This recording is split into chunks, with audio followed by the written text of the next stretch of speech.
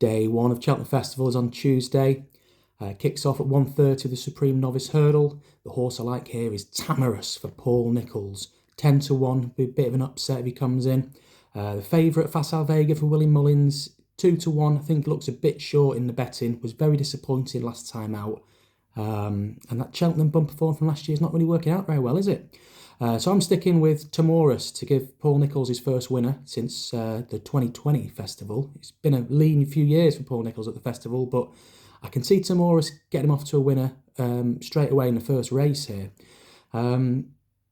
He came in off the back of a win in the Tolworth Hurdle last time. I was really impressed with that. He absolutely belted the last two hurdles and just still carried on to get up to win, got back on the bridle. He looks a really, really smart horse. The form from that race has worked out quite well with Nemean Lion winning the other day up at Kelso. 10 to 1 looks a good each way play. Tolworth generally is a good trial for this race. I know Constitution Hill came out and won it last year from the Tolworth, and Somerville Boy a couple of years ago as well. So yeah, Tamorous for me, 10 to 1 each way. Give Harry Cobden a winner on the board. That was in the 1:30. Next race, 2:10. It's the Arkle Chase. Looks a match-up between John Bon and El Fabiolo. They're both currently around the 7 to 4 mark, joint favourites. I'll side with the English trained John Bon here to give Nicky Henderson a winner in the race. He's had the likes of Shiskin, Altior, Sprinter Saka in the past, so he knows how to get one trained up for this race. Not saying John Bon's in that calibre yet, but he has been winning Mickey Mouse races. But that's possibly because there's not many good horses in England to run against him. I think he's going to improve in this race. I feel Dysart Dynamo is going to make the running. John Bon can just sit behind him, get a nice toe into the race. I think we're going to see the best of him in here. He beat El Fabiola last year at Aintree by the narrowest of margin, but to me, John Bon was always going to make a better chaser. The only horse that's beaten him so far over hurdles or chases is Constitution Hill, who beat him in last year's Supreme. So I'm sticking with John Bon. 6 to 4, I think is a good price. Next up, we got Corach Rambler in the Ultima. That's at 250. He won the race last year, and he's up to a mark of 146. That's been raised £6, but I don't think £6 is enough to stop this horse, to be honest with you. He's favourite for the Grand National. He's currently around a 7-8 to 1 poke for this. I think that's a cracking bet. You're going to get good each way terms as well, 5 or 6 places here. I can't see him being out the first 5 or 6, to be honest, so he's definitely worth an each way bet. He stays on really well up the Cheltenham Hill. He'll be ridden from the back, so you might not see him until the last fence, but no one's going to be hitting the line harder than Corach Rambler. The other one I like in that race, 250, obviously it's 23 runners, so we might as well have 2 in the race just to be on the safe side, was Oscar Elite, who I backed in the race last year at 20 to 1 and he finished second or third, so we got a bit of place money back. But yeah, Oscar Elite for the Tizards. He finished, he won last time out, which is pretty good in the grade 2. He's only off a pound or 2 higher than he was in the race last year, so he's not gone up as much in the weights as Corach Rambler. I still think he's got a good chance. My only worry with him is all his best form seems to come in small fields. So 23 run is probably not ideal for him, but a 9 to 1 I think is worth an each way poke, because again, 5 or 6 places I can see him finishing in the frame. Next up is 3:30. It's the Champion Hurdle, the feature race of day 1. Constitution Hill's a warm favourite here, 1 to 3. I can't see him being beaten. He's unbeaten over hurdles. Brilliant in last year's Supreme. Even better this year when beating stablemate Epperton at Christmas and Newcastle the time before that.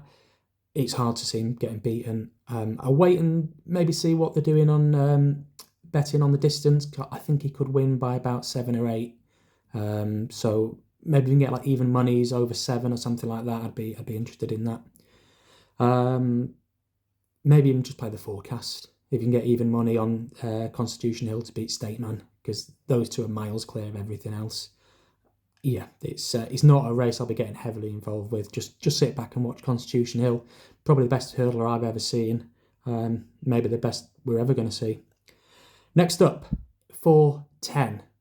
It's the mare's hurdle, and I'm going to put up Honeysuckle here. She probably should be running the champion hurdle. She's dropped back in class to run against her own sex here. Up a bit in trip, which probably will suit because she's getting on a bit. She probably needs a little bit further than 2 miles nowadays. She was no match for State Man last time out, but she hung on for second and beat Vauban. I thought that was a decent enough run. As I say, she's back against her own sex here. She's won this race previously. She's won the champion hurdle twice. If she's anywhere near her best, she just wins. And around 10-3, I think she's a cracking bet. I'd much fancy her over Marie's Rock.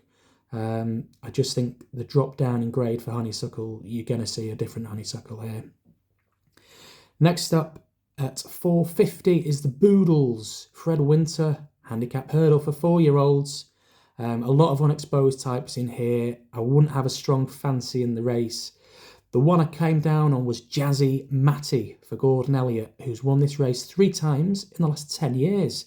Jazzy Matty's got some good form in behind Blood Destiny, who is second favourite for the Triumph, which is a grade 1 on Friday. Obviously, this being a handicap here.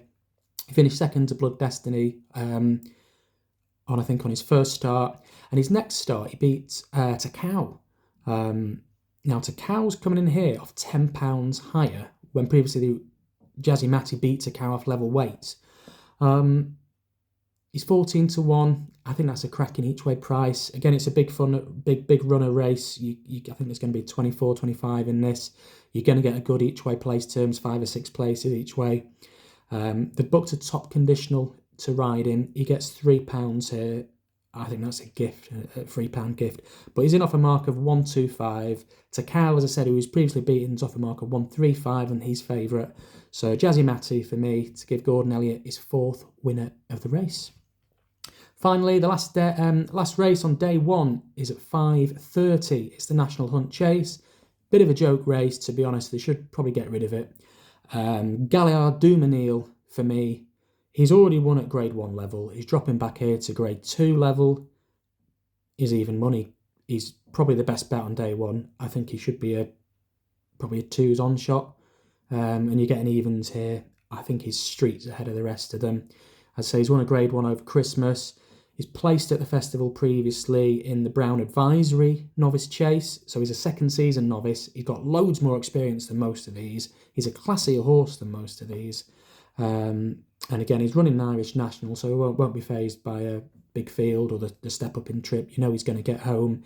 And Patrick Mullins is booked to ride him, obviously one of the top amateurs around. Even money, I think he's a cracking bet on day 1.